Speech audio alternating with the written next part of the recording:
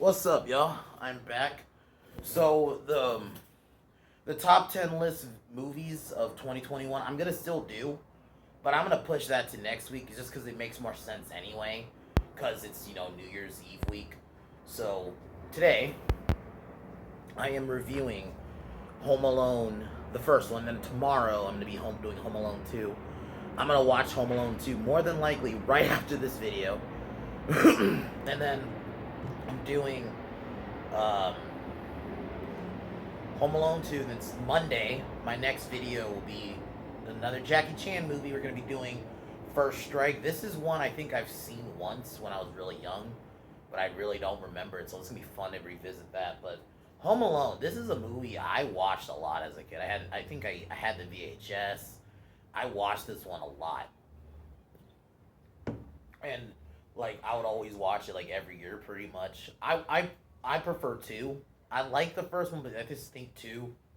I just find it's more quotable. It's more of Kevin's story. I think the first one it's kind of mixed, whereas this one, the second one is more about him, which I kind of prefer. But I do love this movie. Rewatching it earlier, it's a fun family wholesome film. Like it's kind of dark, not dark, but you know, one thing I really realize is how shit that family is, man. Fuck that family. God, they are fucking such shitty people. It's like, God, man. I get they appreciate them later on, but it's just like rewatching. My God, I forgot how shitty the family is. But it's a really well made movie. I didn't. And the very nice surprise is I didn't remember John Candy was in it. Like when he shows up, I was like, "Whoa, John Candy's in this?" I didn't remember that, but this is a very awesome movie. Um, Macaulay Culkin is probably my favorite kid actor in most movies. Like I thought he did a really good job in this, and then definitely a movie that's really kind of unknown because you got there's The Omen. It's kind of a similar thing called The Good Son, which he was in. I will actually review that one day. That's a really good film. But back to this movie. The movie is very simple. Simple. He lives with a dysfunctional family. He wishes one day that they weren't around, so they go on a trip to Paris and they end up forgetting him. And then you have Joe Pesci um, as one of the robbers, as Harry, and then you have Marv. And there's a lot of what I remember from this movie is that like that final act with the traps, but I thought they were good bad guys, even though they were bumbling, but they did it right. Joe Pesci all around is such a good actor because you got to keep in mind this is the same dude who he always plays like he was also a goofy character in like the Lethal Weapon movies, and then he's fucking a serious character in fucking Goodfellas. He not just a serious character, he's scary in that movie. Like it's crazy how good of an actor he is, and then he's in this movie. It's just a fun movie, and then he's living his life, and then Harry and Marv are robbing the neighborhood, and they're scoping out the house, and Kevin obviously is trying to make it look like there's people home, and then they finally confront him. And it's just an all-around fun Christmas movie. It's easily one I can understand why a lot of people watch it on Christmas. It's definitely one of my favorite Christmas movies. I like definitely like so, but. Here we go.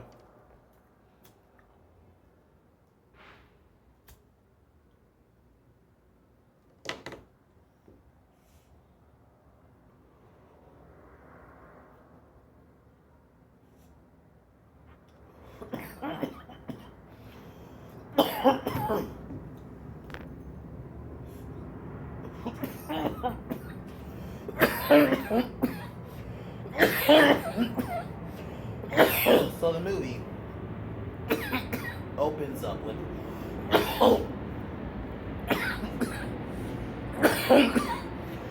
we meet the McAllister family getting ready for Christmas, and we see Joe Pesci disguised as a cop scoping out the place while the family's getting ready to go. Sorry, go to Paris, and Kevin is like the black sheep of the family.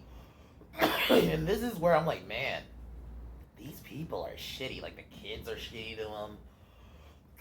They're always like, yeah, he's like black sheep of the family. So like he gets made fun of by the other kids all the time, and then Buzz, who's like the main older one, uh, shows him this old man who you're gonna see throughout the film. Um, that old man, um, Marley, who you see throughout the film. They make it seem like, oh, he's this scary dude. So Kevin, that's why Kevin's scared of this guy throughout the film. And then later that day, pizza arrives and the family's eating dinner, and then Kevin wants his cheese pizza, but he ends up getting in a fight with Buzz because Buzz ate the pizza. Like, God, they're so shitty to him. I'm just like, man. And then this is the scene where I almost like, I'd have been like, you know what, fuck y'all. And so he gets into a fight, and I guess they bump into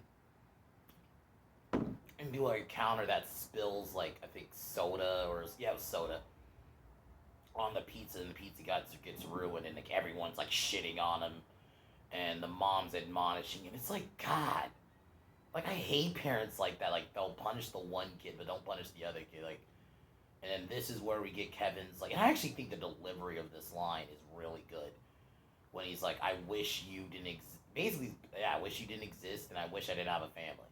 And to be honest with you, I don't fucking blame him. Fuck y'all. Like, fuck y'all. I'm gonna say that a lot in this review. But, and she sends him up in the attic, which is his. I'm not gonna lie though, that attic room would be badass. I'd be down for that. I'm down. Yeah, give me that. But yeah, so he goes to sleep. Then the next morning, and I like they do the detail because it was still, this film came out in 1990, so cell phones, they were out, were like the big block phones, and they probably weren't, the connection wasn't great or anything.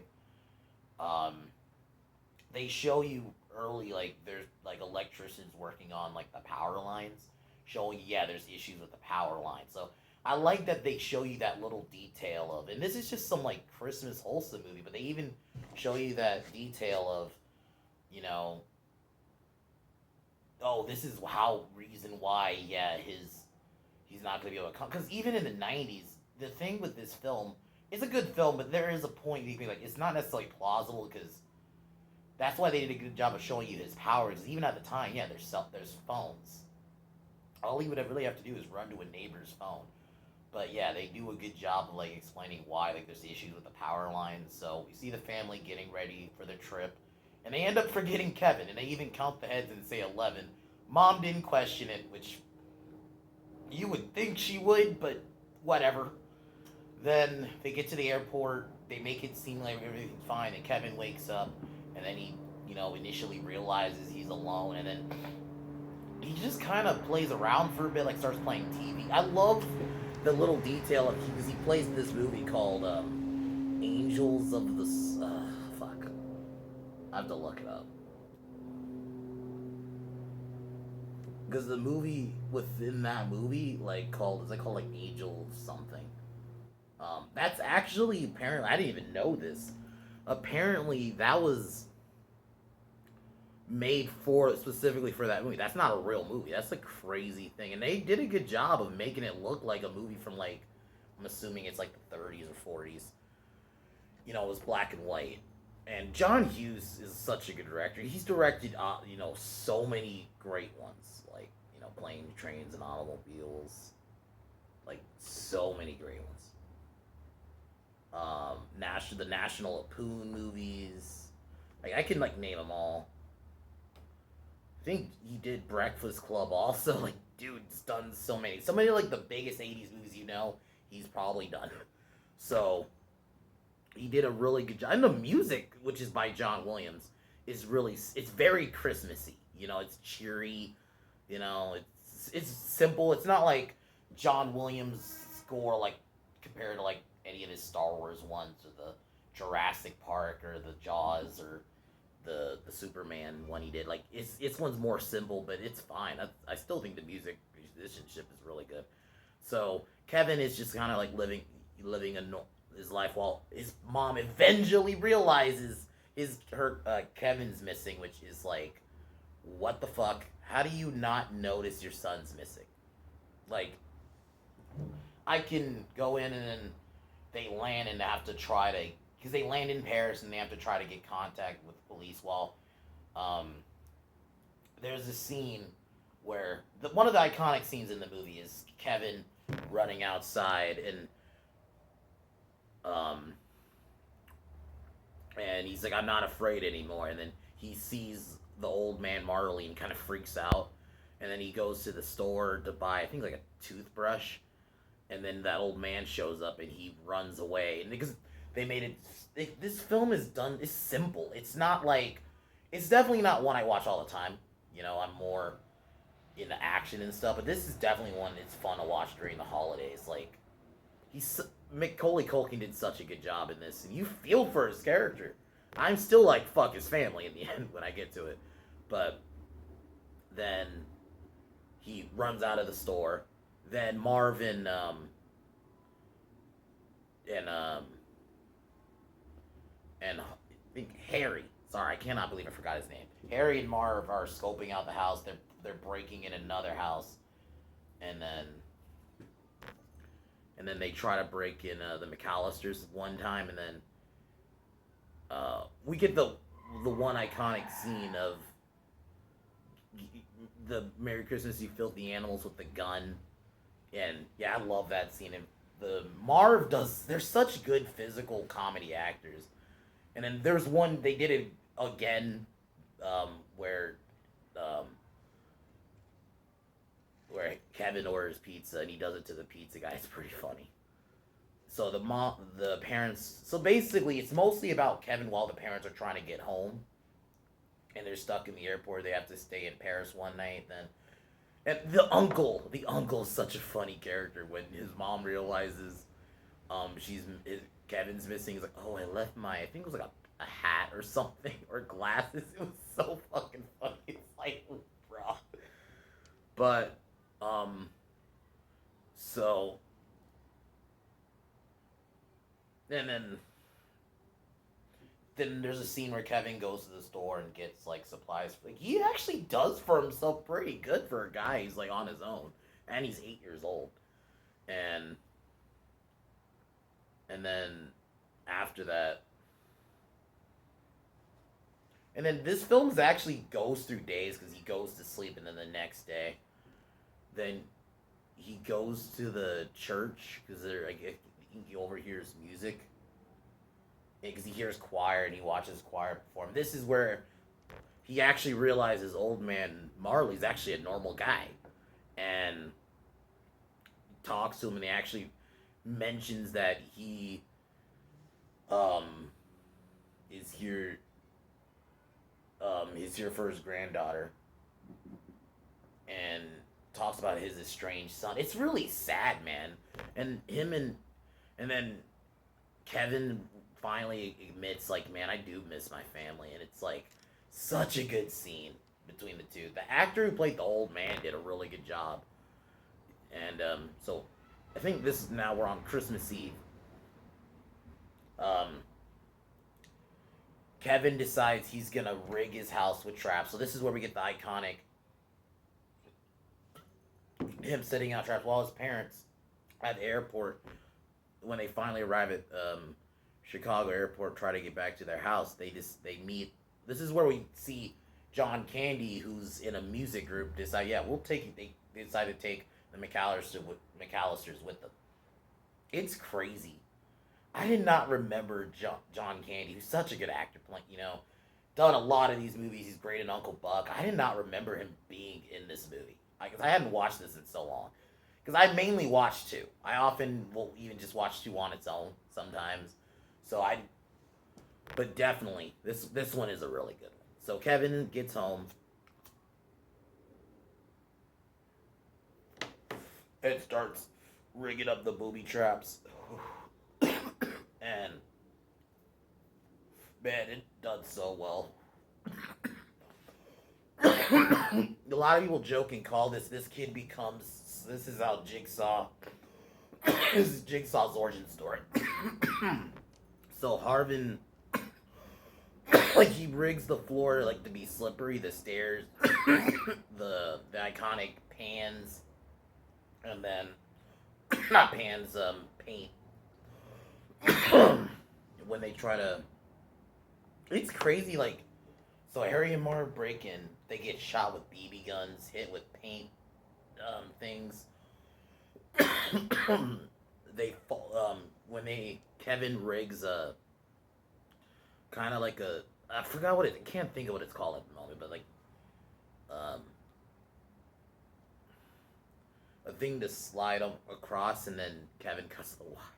He fucks these guys up, man. He burns Harry's hand because he rigs the door handle to be super hot. It's, God, man, this kid doesn't really. He did like a whole elaborate thing, and then when they finally get in the house, um,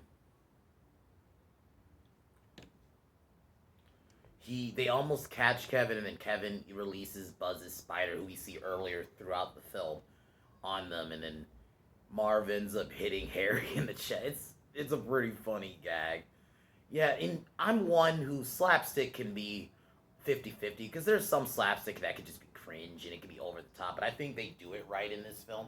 They do amplify it a bit more in the second one, but I still think it's done in a way where it's not annoying. And these are bad guys. It's fine. In this film, for this kind of tone, it's fine for the bad guys to be comedic. This isn't like a movie where this is like Die Hard or something. Like, in an action film, I do want bad guys to be kind of serious. I don't, but this is a family movie. I don't mind in general. That's just gonna be a thing. The bad guy's gonna be very comedic or slapsticky. They'll be bumbling a lot of the time, and probably for the time, I would assume this is like more of a family movie. So the bad guys aren't gonna be. They're just bumbling robbers, basically. So they nearly catch Kevin, and they threaten to torture him and shit when old man Marley shows up and knocks him out with a rake, I think, or a snow shovel. And then the police arrive. They get arrested. Kevin kind of talks shit, and then he goes to sleep.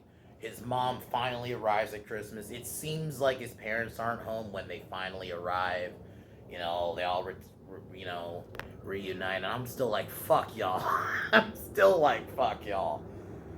Like, y'all treated him like shit, but I get it. It's a theme of family.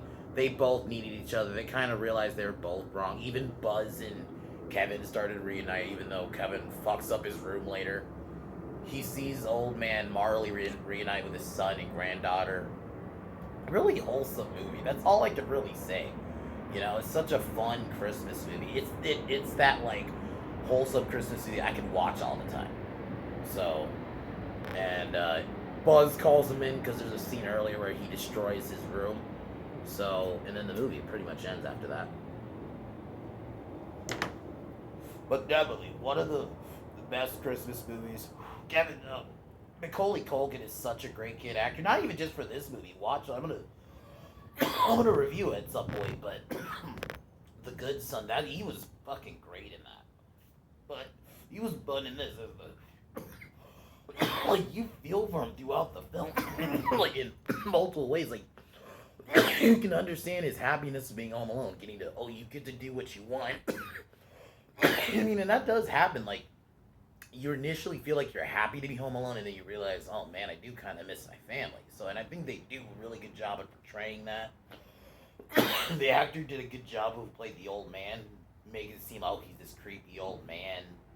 Like, even the way it shot, like when he would walk in the screen, you would just see these black boots, and like they made it like that purposefully, and then they show you he's just a normal dude, and the traps were genius. Joe Pesci and Daniel Stern as Marv were fucking great as the bumbling bad guys, and their fucking chemistry was great.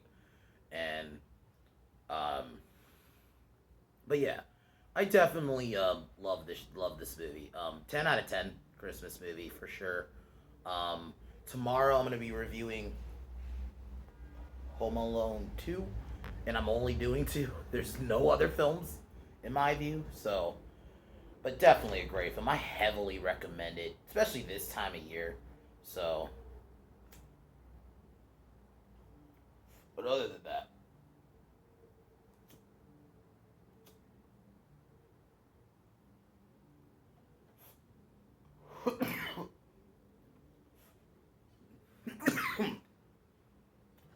other than that, fuck Warner Brothers, fuck Disney, fuck LeBron, fuck Colin Kaepernick, fuck Seth Rogen, fuck Joy Reid, fuck Kevin Smith, and fuck the Biden administration. I'll talk to you autumn tomorrow on Christmas. Merry Christmas, everyone. Peace.